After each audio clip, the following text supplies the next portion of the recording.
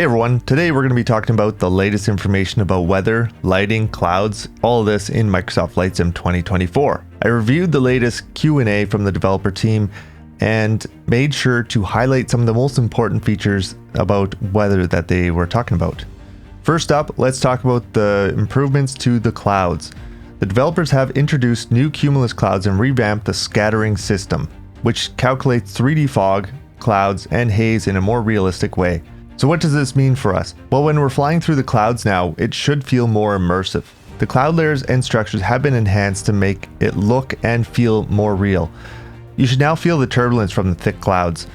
Plus, they have said that the interaction between the sky, clouds, and world has been improved. So the wind is going to affect the trees, bushes, grass, and even water in a more natural way, making your flights feel more alive. They've also mentioned that they're using a 3D grid, or what's called a voxel system, with 64 altitude layers.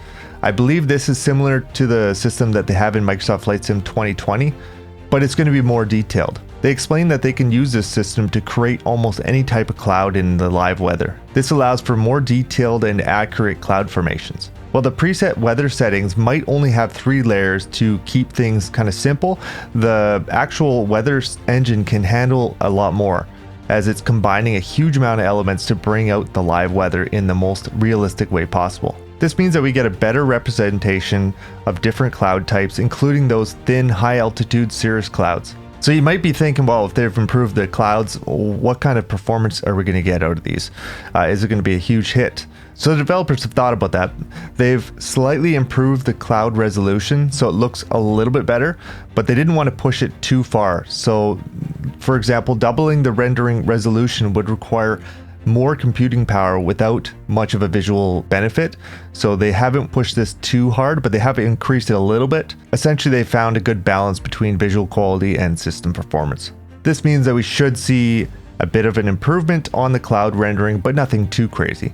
Next, let's talk about lighting. The lighting enhancements. So the way the sun interacts with the clouds has been completely redesigned. The sun now uses ray marching, which calculates how light passes through the atmosphere and clouds in a more realistic way. You'll notice more natural colors and lighting, especially during sunrise and sunset. This also applies to moonlight and city lights at night. They've implemented photometric lighting using real-world measurements to make the night flying even better and more accurate. One thing we all know from watching the trailer is that we now have tornadoes in the sim, but we weren't sure until now how they were going to be used.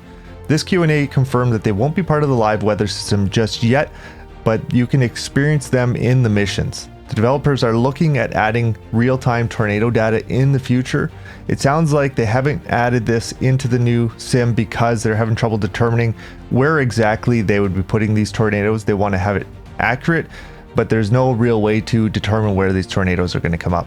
So there's really no real perfect solution at the moment, so they're going to have to come up with a solution that's going to work for them to make it as realistic as possible. So hopefully this is something we can look forward to in the updates of Microsoft Flight Sim 2024. So glider pilots are going to be happy to hear that thermal simulation are now getting a significant boost.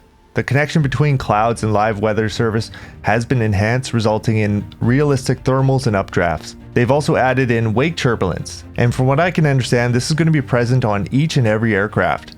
So if you're taking off in a little Cessna 172, you're going to have to be careful if you're taking off after a 737, as you might get caught in the wake turbulence.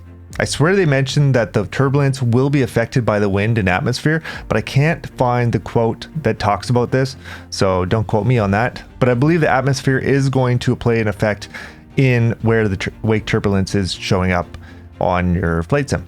Another cool feature that I'm excited about is historical weather. You can now adjust live weather up to 24 hours in the past. So if you missed an epic storm or you want to fly in yesterday's clear skies, you can set the time and experience it.